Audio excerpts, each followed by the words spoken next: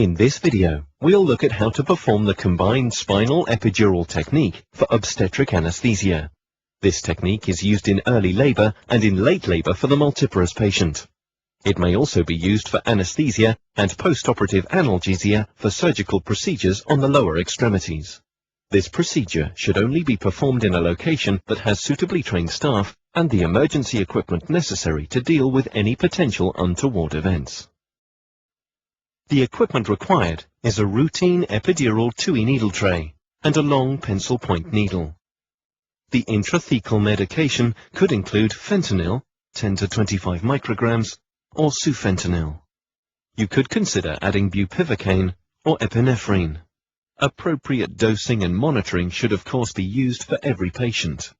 Resuscitation drugs and equipment should also be immediately available. Here we see how the patient should be positioned. The procedure may also be performed with the patient in the lateral decubitus position. In obstetric cases, uterine displacement is necessary after the anesthesia and once the patient is placed back in the supine position. After suitable sterile preparation, a 1% solution of lidocaine is used to form a skin wheel. At the same time, the needle on the local anesthetic syringe could be used to locate the available inner space.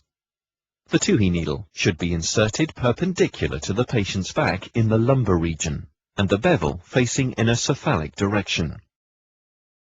The syringe is then attached with saline, and gently advanced with intermittent pressure placed upon the plunger until a loss of resistance has occurred and the saline can flow easily and effortlessly into the epidural space.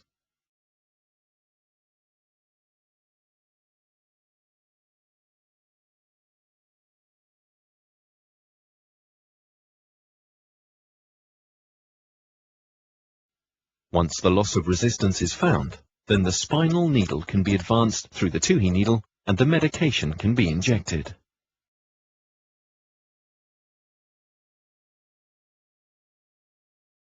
This technique has become popular as there is the combined advantage of fast onset of spinal analgesia and the flexibility of an epidural catheter. In addition, by using epidural opioids with low-dose anesthetic solutions, a low incidence of side effects such as hypotension or motor blockade has been shown to occur. Additional saline can be placed through the 2E needle, which helps to accentuate the epidural space.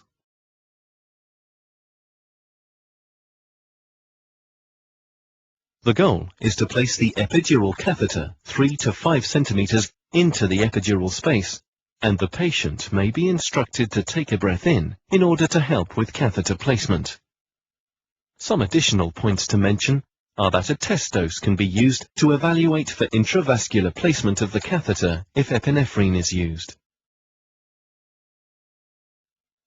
Generally, bolus medication doses are not used after the placement of the catheter. This is due to the effects of the intrathecal injection.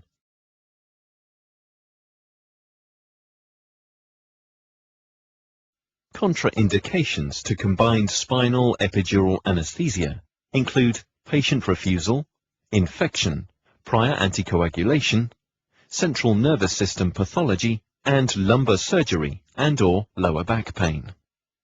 Adverse events can include allergic reactions to the anesthetic used, high spinals, respiratory compromise, hemodynamic abnormalities, and adverse influences on the fetus in obstetric cases. In this video, we have seen how to perform combined spinal epidural anesthesia.